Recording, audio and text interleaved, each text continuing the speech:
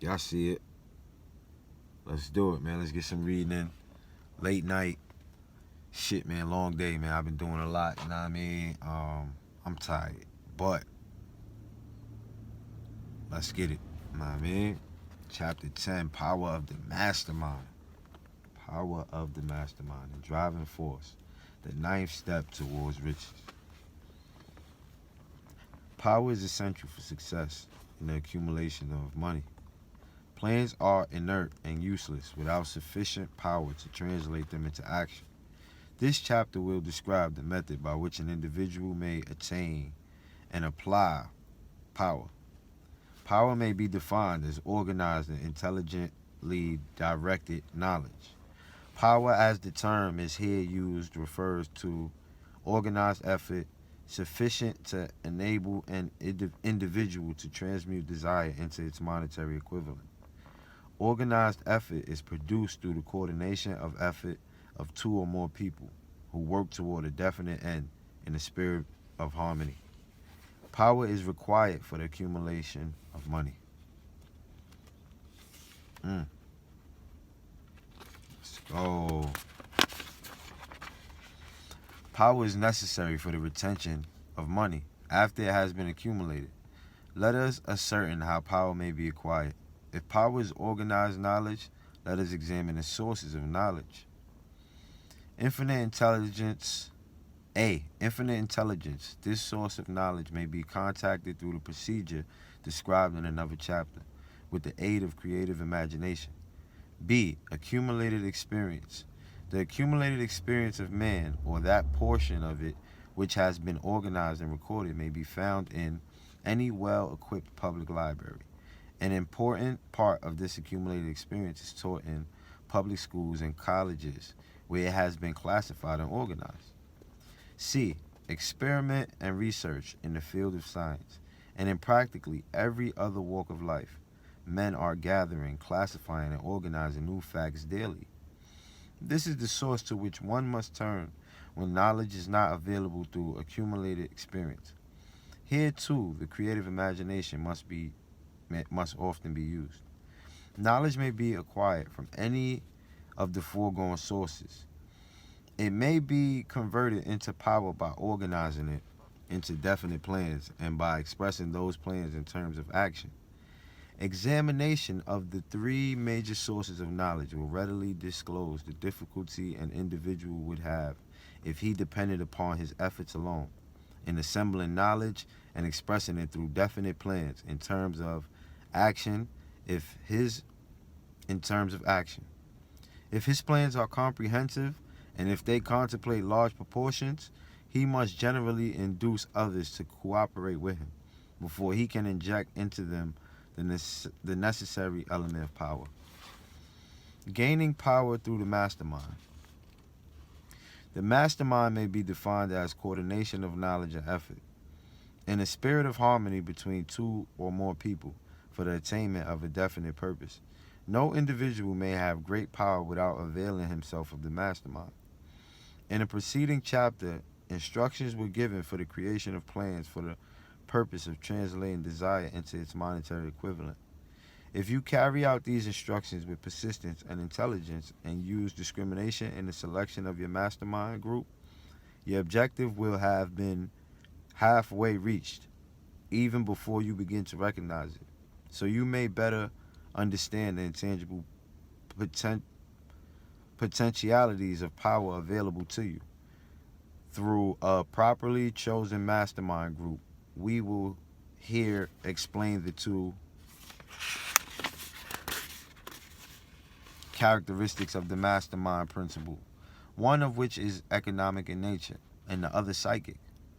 The economic feature is obvious. Economic advantages may be created by any person who surrounds himself with the advice, counsel, and personal cooperation of a group of men who are willing to lend him wholehearted aid in a spirit of perfect harmony. The form of cooperative alliance has been the basis of nearly every great fortune. Your understanding of this great truth may definitely determine your financial status. The psychic phase of the mastermind principle is much more abstract, much more difficult to comprehend, because it has reference to the spiritual forces with which the human race as a whole is not well acquainted. You may catch a significant suggestion from this statement. No two minds ever come together without thereby creating a third invisible, intangible force which may be likened to a third mind. Keep in mind the fact that there are only two known elements in the whole universe, energy and matter. It is a well-known fact that matter may be broken down into units of molecules, atoms, and electrons. There are units of matter which may be isolated, separated, and analyzed. Likewise, there are units of energy. The human mind is a form of energy, a part of it being spiritual in nature. When the minds of two people are coordinated in a spirit of harmony, the spiritual units of energy of each mind form an affinity which constitutes the psychic phase of the mastermind. The mastermind principle, or rather the economic feature of it, was first called to my attention by Andrew Carnegie.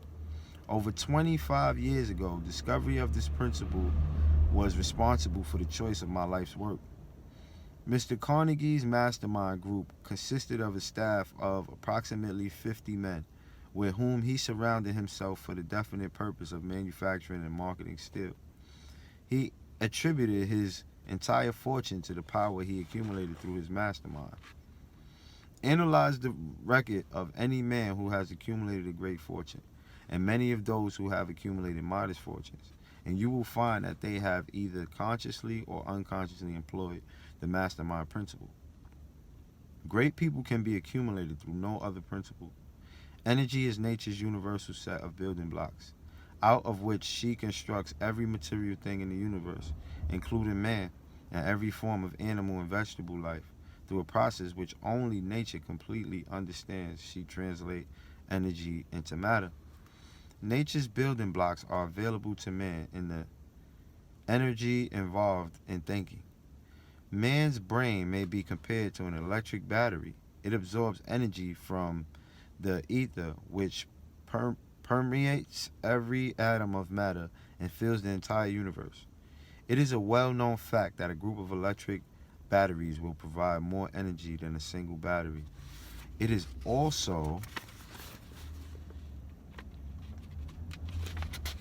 a well-known fact that an individual battery will provide energy in proportion to the number and capacity of the cells it contains. The brain functions in a similar fashion. This accounts for the fact that some brains are more efficient than others, and leads to the significant statement: a group of brains coordinate or connected in a spirit of harmony will provide more thought energy than a single brain, just as a group of electric batteries will provide more energy than a single battery. Through this metaphor, it becomes immediately obvious that the mastermind principle holds the secret of the power wielded by men who surrounded themselves with other men of brains. There follows now another statement which will lead still nearer to an understanding of the psychic phase of the mastermind principle. When a group of individual brains are coordinated and function in harmony, and the increased energy created through that alliance becomes available to every individual brain in the group. It is well known fact that Henry Ford began his business career under his handicap of poverty, illiteracy, and ignorance. It is an equally well-known fact that within an inconceivably short period of 10 years, Mr. Ford mastered these three handicaps, and that within 25 years he made himself one of the richest men in America. Connect with this fact the additional knowledge that Mr. Ford's most rapid strides become noticeable from the time he became a personal friend of Thomas A. Edison, and you will begin to understand what the influence of one mind upon another can accomplish. Go a step further and consider the fact that Mr. Ford's most outstanding achievements began from the time that he formed the acquaintances of Harvey Firestone, John Burroughs, and Luther Burbank, each a man of great brain capacity, and you will have further evidence that power may be produced through friendly alliance of minds. Hey man, I'm tired. I'm about to give me some sleep. Read, remember, repeat.